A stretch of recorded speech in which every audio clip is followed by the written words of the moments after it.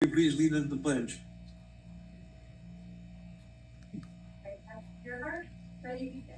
I pledge allegiance to the flag of the United States of America and to the republic for which it stands, one nation, under God, indivisible, with liberty and justice for all.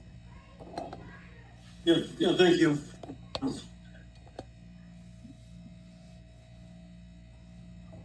Madam Secretary, if we can have the roll call. Thank you, Mr. President. Division 6, Audrey Miller. Here. Division 5, Robert Paris. Here. Division 3, Jay Tremblay. Here. Division 2, Keith Dias. Here. Division 1, Drew Mercy. Here. Division 7, Gary Van Dam. Here. Division 4, George Lane. Yes. General Manager Knutson. Here. General Counsel Doug Everts. Here. And Holly Hughes, present. Yeah, thank you. We'll move on to item number 4, voluntary public roll call. Anybody that's listening in, we always like to hear who might be with us.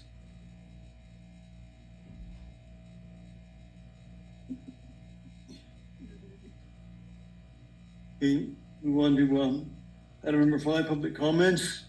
Any item that is not on the agenda you'd wish to address the board, now's the time to do so.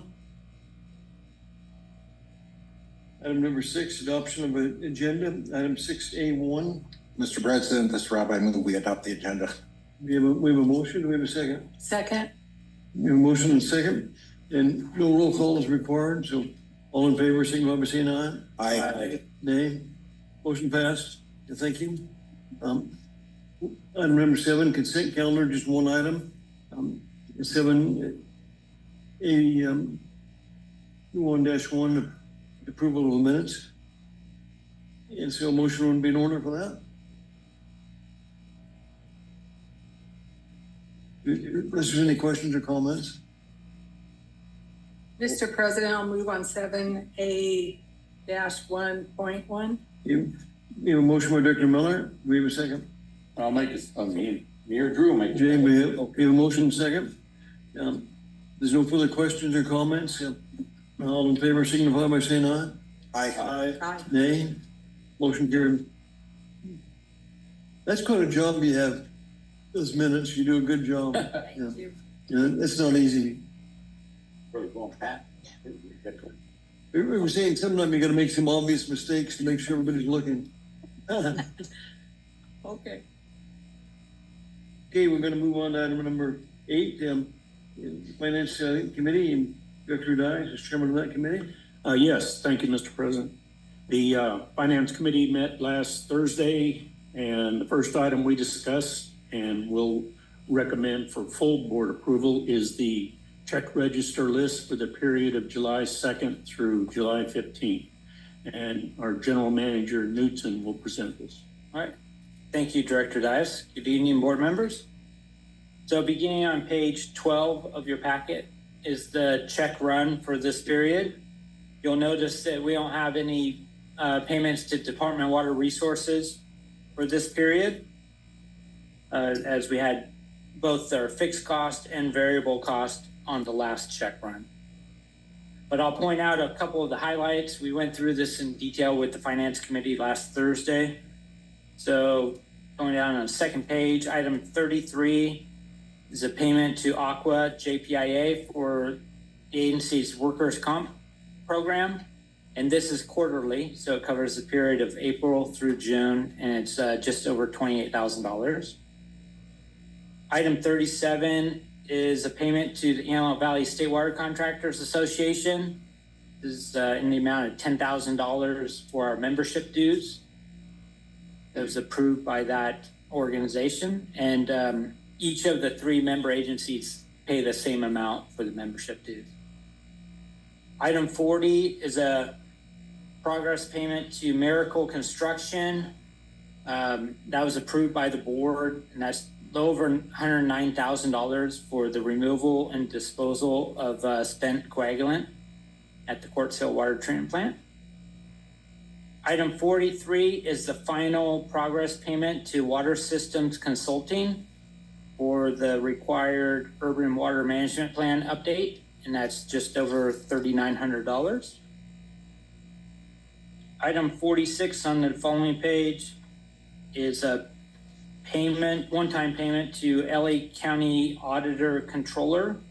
And this is a property tax collection. It's an annual cost. And that's just under $35,000. As mentioned at the Finance Committee, we pay differently for Kern County. Kern County deducts that from the payments that we receive, but LA County does it differently where they actually invoice us for collecting our taxes. That's all I had to point out on the AVEK check run. And then you'll notice on page 16, we had just a few payments associated with the High Desert Water Bank. All of these are reimbursed by Metropolitan Water District for the operation maintenance of that water bank. And then kind of a new form, but on page 18 and 19. Yeah, Matt, what is, equipment maintenance, NIG Corporation, what is that? NJG Corporation is for inspection and repair of the traveling water screen. I think we talked about that at Finance, where they pulled the screen, inspected it, and did some replacement of like slides and different bearings and things like that. I mean, that's hardly, as far as actual use, it's had very, well, anyway. Yeah, I mean, I can't remember how much water has flowed through that thing. It was 70,000 acre feet. Rings a bell. Okay, thank you. Okay, thank you. You're welcome. And then, as I'm mentioning, on page 18 and 19 is fairly new form. This gives a snapshot of all of the active contracts being managed by the agency, and breaks it down with board approved contract amount, what we paid to date, how much retention is being billed, and then gives a variance, which is the difference between percent complete versus percent paid.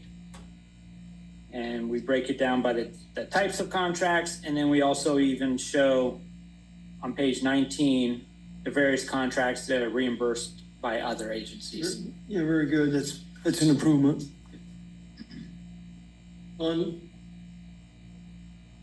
the statement, on the Hampton Inn, that's for a course for employees. Yeah, it's actually hands-on trainings for operations staff. We had 3 individuals go to what's called clay valve training. And this is the manufacturer of pretty sophisticated control valves that we have at all of our customer turnouts, in the water treatment plant facilities, on the West Feeder, etc. So they learn how to, maintain them and repair those types of valves. And it's at their shop down in, do you remember where that is, John? Newport. Oh, you had to say that. Newport Beach. I was hoping you'd say like El Centro or something. Someplace hot. Yeah. The Newport Beach. That's a different. Yeah, that new contract status, I'm glad we have that. Okay, good. Glad it's helpful. Okay, thank you. Yep. On the property tax collection, Yes. is that all of the property of AVEK, or that's twice a year, once a year? Well, we property owners pay twice a year, but we receive taxes throughout the year, tax payments throughout the year. As they're collected by the county, then they get reimbursed or passed on to AVEK. And this is for AVEK's, primarily for AVEK's water tax that goes towards the state water project. It's water tax. Or not I shouldn't say water tax. It's a property tax that goes towards the fixed cost on the state water project. Okay. Yep. At Willow Springs Water Bank Uh-huh. model, can you talk just a little about that?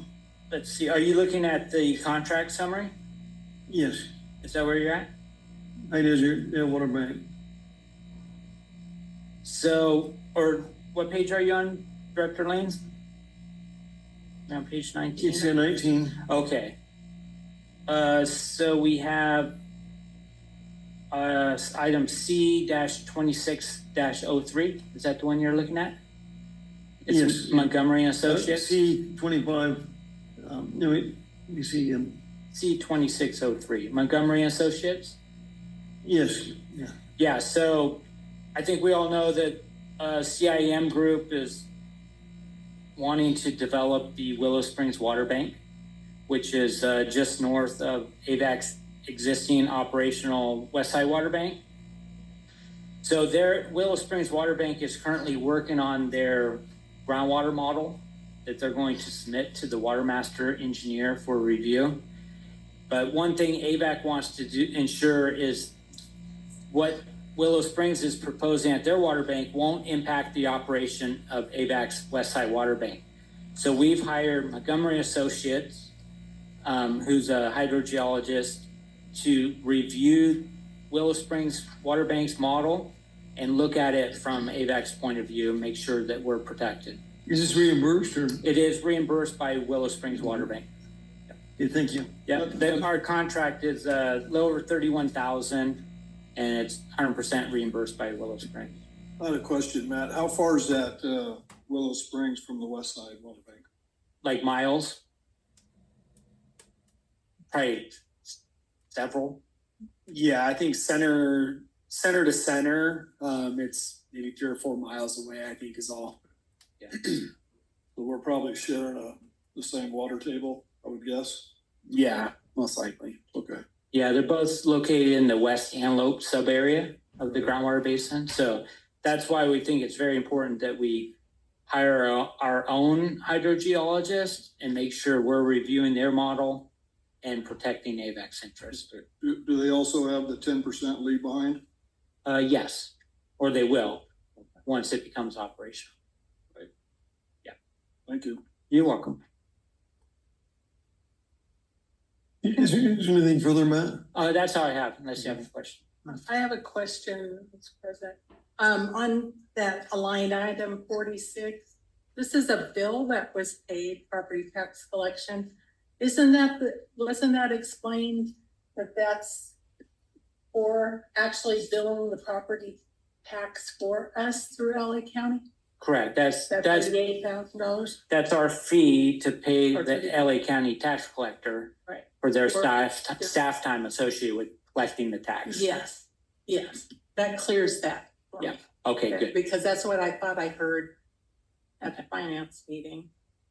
And so it's them charging us for their time for billing our amount on the water bill, on the tax billing every year. Yeah. Correct. As you Or- remember at the last meeting, we set the tax rate by Yes, resolution. yes. That resolution was provided to the county.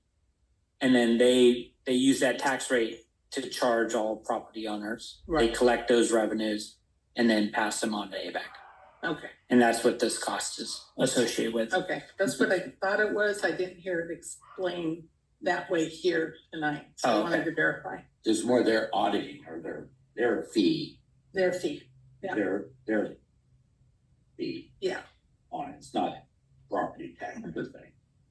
On real property. Yeah, it's not property tax collected for on behalf of Right. it's for them to collect money Yeah, for very billing confusing. it for us. Okay. I think we're clear now. Could I ask you, okay to go forward with this?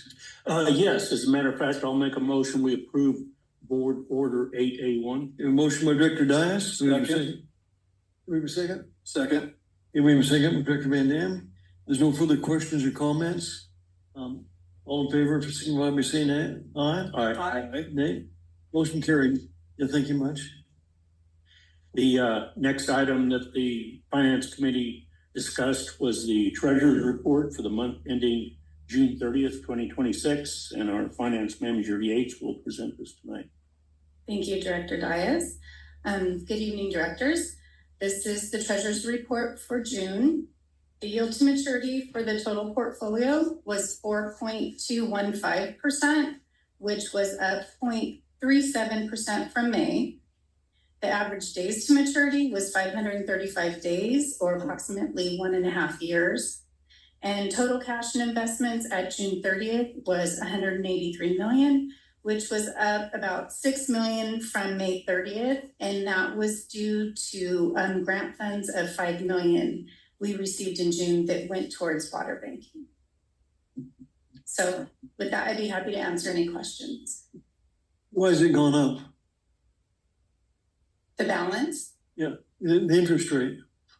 Oh, the interest, I don't know. That's not bad. That's pretty good. That's pretty good. Oh, you mean from the prior month? Because of the treasuries.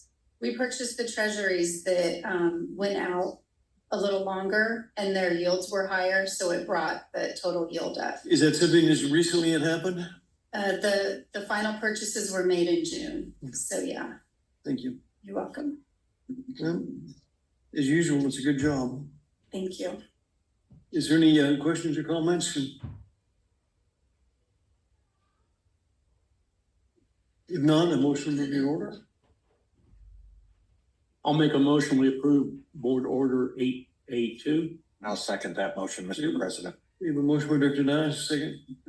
In a second, if there's no further comments, all in favor, signify by saying aye. Aye. Opposed? Motion carried. And the final item that the Finance Committee is recommending for full board approval tonight is the audit fee proposal for fiscal year ending June 30th, 2026. And it looks like Matt and Teresa will be presenting this one. All right, thank you again, Director Dias. So look at page 36 of your agenda packet. We have a brief staff report. And attached to the staff report is the letter engagement from ED and Payne for the audit services for the fiscal year ending June 30th, 2026. So a little background, we've had ED and Payne serve as AVEK's independent auditor since fiscal year 2023. The prior 3-year engagement with ED and Payne has concluded. We went out with an RFP prior to that and prior to bringing them on board. They were selected 3 years ago, and it was a 3-year scope of work and 3-year fee. Last year's audit fee was $31,200. Staff has requested from ED and Payne to submit a fee proposal for the fiscal year ending June 30th, 2026. And that came back at in the amount of $32,000. So it's an $800 increase from our total fee last year.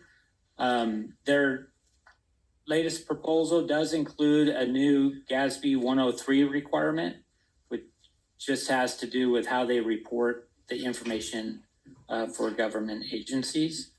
This item was reviewed by the Finance Committee last week, and there was some discussion about going out with another RFP just to possibly switch auditors every handful of years. So it was discussed based on timing this year and the fact that the proposal we received was pretty close to last year. Is recommended to proceed with ED and Payne for this audit, and then have a discussion about possibly going out with a new RFP for next year, and look for the following few years for a new audit firm. So with that, I'd be happy to answer any questions. But I think that's the recommendation from the committee and staff, is to accept the proposal from ED and Payne. And they've done a good job and we're happy with them, so Yeah, no reason not to proceed. exactly. Is there any further comments or questions? Mr. President, I'll move on A3. We have a motion by Dr. Miller. I'll make a second on that, President. Who's the second? Jay? Yes. Okay. We have a motion and a second. All in favor, signify by saying aye. Aye. No, nay. Motion carried. All right, thank you. And that concludes the Finance Committee report, Mr. President. Yeah, thank you, Dr. Dias. And moving on to water projects, and Audrey, Dr. Miller is chairman of that committee, and we'll turn it over to Dr. Miller. Thank you, Mr. President. Yes, the committee met on the 24th of July, and we have a couple considerations here. The first one is the consideration and possible action on a purchase order to Optera Energy Services for solar facility repairs at Westside Water Bank. And I'll ask General Manager Livesay to talk to us about that. All right, you heard that, Matt? I got promotion. Sorry, Matt. The day off, you know. That's all right. Just kidding. Thank you, Director Miller. Good evening, President Lane, members of the board. Just by way of background, refresh our base memory on our location of our solar facilities. We have two at our Westside Water Bank. You can see in the image, we have a very large one that's on the left. That's called an RESBCT site. And then what we're going to talk about today is on the top right of that figure. It's a little bit smaller site. It's called the NEM-A site, tied to two of the wells that are located nearby. Next slide. So that's a 1 megawatt site. It came online in September of 2018. And as I mentioned, it offsets the energy used by two on-site wells. Next slide, Holly. So unfortunately, we had some vandalism occur. They cut the fence, cut wire, and stole the wire from that solar site. It results in the need to repair 132 solar panels or replace 132 solar panels and provide all new wire and connector to get working. Currently, 3 inverters are offline, so it's not producing energy to its full capacity. Optera, who we have our contract with for measurement, verification, and annual maintenance, they noticed it right away. They got notified that it wasn't producing solar energy the way it should be, and notified us. They prepared a quote to replace solar panels. They're actually going to take those solar panels from our East Side Water Bank, which had some pretty significant vandalism last year before last. So we're going to recycle those and put those on our West Side facility, save a little money there. And we did try to get some competitive proposals to bounce this quote of $50,000 against. Our maintenance staff tried to reach out to various solar companies in the area, but the majority of them really only do work on residential. Our best guess is the commercial solar facilities have their own staff that do their own repairs. So we were able to locate one company. That company did a site visit, came out and never ended up providing us with a proposal. We followed up a few times, but they kind of ghosted us on that. So we do want to get this facility back online and running. So our recommendation, as well as that of the committee, is to approve the purchase order of $50,102 to Optera to go ahead and make these repairs. Happy to answer any questions. Yeah, I've got a question. Do we have insurance that covers that theft? The solar facilities are listed on our insurance currently. At the time of this vandalism, they were not listed on our property schedule. We might want to put them on there, correct? They are on there now. Okay. Yeah, that's been remedied. All right. Good job. The vandalism was 132 panels? Well, they cut the wire so close to the panels that the wire can't be spliced into those same panels. So they're gonna have to bring in new panels to connect the wire. Yeah. Now, is there a warranty work on that? Once they put that in, we pay them. What's the warranty? I do not know. Check it. Yeah, we can check on that. Yeah, can you let us know in the next meeting on that, please? Yep, absolutely. Thank you. Okay, good report. Is there any further questions or comments? If not, a motion to be in order. I'll make that motion. Director Van Dam? I'll second that motion, Mr. Van Dam. Jay will second it. We have a motion and a second. Drew, let me do that. All in favor, signify by saying aye. Aye. Unanimous, so motion carried. Thank you. That, it's too bad that happened, but it was innovative. It was a good job what you're doing to try to get it back online.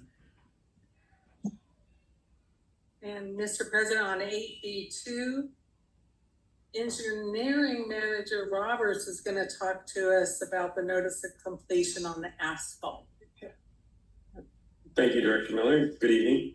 So, if you remember, back in April, we entered a contract with A&M Construction to do some asphalt maintenance at our west side water bank, Acton Water Treatment Plant, and east side water treatment plant. Our Acton Water Treatment Plant and west side water bank, the pavement was in relatively good condition. So we just did a bit of minor crack repairs, which you can see photos of here. They're injecting on the left, a tar solution in the small cracks, and then in the larger cracks, they put actually a hot rubber solution in there. And that provides a nice smooth surface that seals up and prevents water from infiltrating in. At our east side water treatment plant, there was a bit of crack repair, but there was also some more extensive repairs done that included replacement of the actual asphalt. So the photos there, they're spreading the asphalt and then packing it down, making sure that the grades are smooth and sloped the right direction. That way we get good water runoff from the site. And that paints a picture. That's the same location before and after the repairs.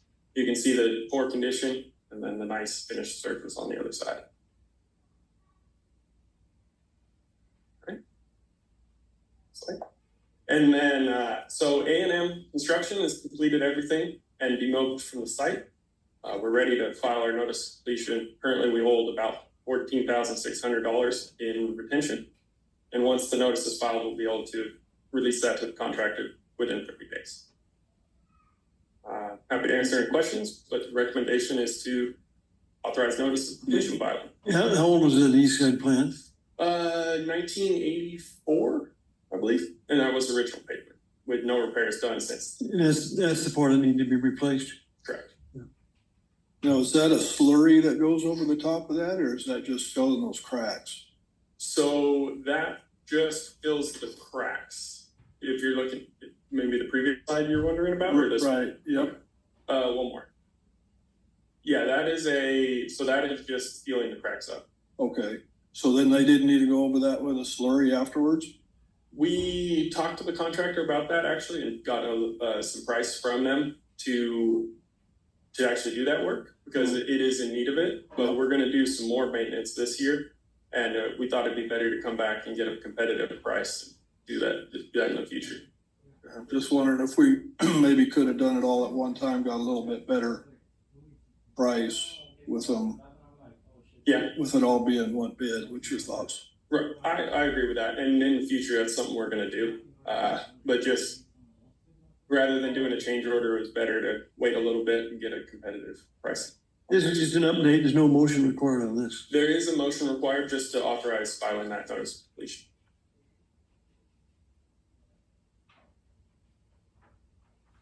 I'll make a motion, we approve board order 8B2. And I'll second. Okay, is there any further questions or comments? If not, all in favor, signify by saying aye. Aye. Opposed, nay. Motion carried. Yeah, thank you much. And on AB3, Mr. Roberts will continue. Thank you. So 8B3, this one is just an update. There's no motion required for this one.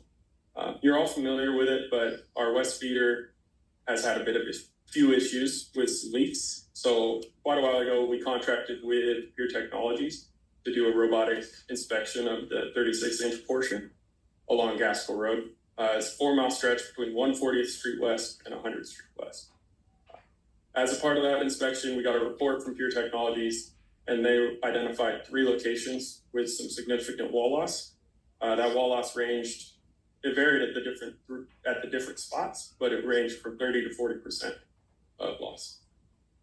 So then AVEK board, or our board, entered into a contract with Sierra Construction and Excavation to dig down and repair the damage in those 3 locations identified.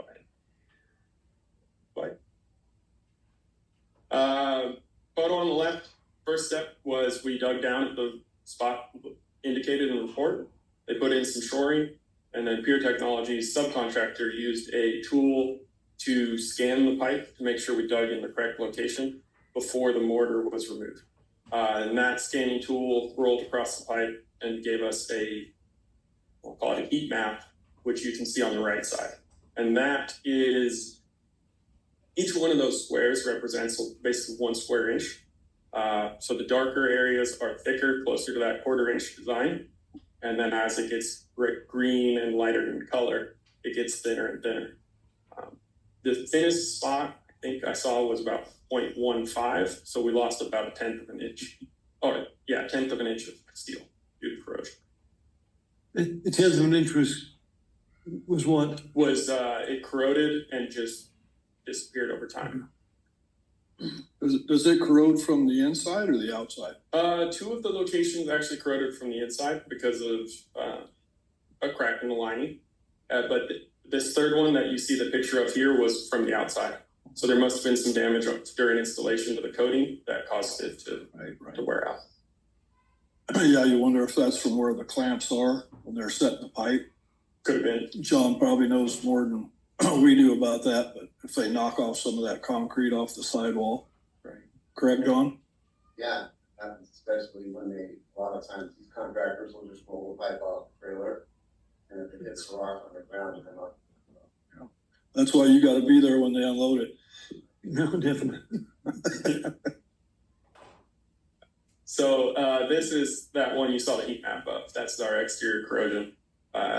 Pretty rough shape, but you can see on the bottom left that it's not the entire pipe was in bad condition. There was some good pipe as well.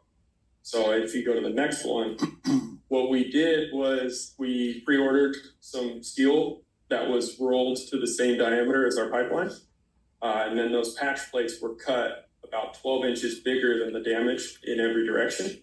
So that way we were able to weld on a solid pipe and replace all of the material that we lost and then added a bit extra as well. So in that section, we have basically double the thickness of originally designed. So that'll give us many years of service. How old is that pipe? 1977-ish, mid-70s. Not too bad. Then it had to be bent just for that same diameter, Correct, yeah, it was, we bought 10-foot sections and pre-rolled to the same diameter and then just cut to fit whatever we needed. Great. And is that recoated with cement? It is, Covered yeah, with- they welded, like a lath like you would use for plaster. Mm-hmm. So that's that way the Oh. cement had something to stick to. Oh, no. And then they smoothed it out and give it a nice finished surface. huh? Okay, is there any further questions or comments? I just want Mr. Roberts to emphasize how much easier this job was done with the technology that's now available to us to locate these areas that need to be patched. Yeah, our contract with Sierra was just under $175,000, but because we were able to dig correctly in the right location the first time, we just shaved a week or 2 off of the overall schedule because we expected to have to, search a little bit to find the damage. But that's the main reason we came in at only $68,000 instead of the original contract. So we saved quite a bit of money, but the efficiency of both contractors. But it was expensive, but it's better to do as a maintenance versus an emergency, so. Absolutely, and much cheaper to do as maintenance. Yeah. So this is the end of all work for the West Feeder condition assessment. Our operations is going to recharge the pipeline soon, and then we're working with our staff is working with DWR to reimburse all of AVEK's expenses through a grant that we have. They'll reimburse how much? 100%. Okay, this is information, so if there's no further questions, we appreciate it.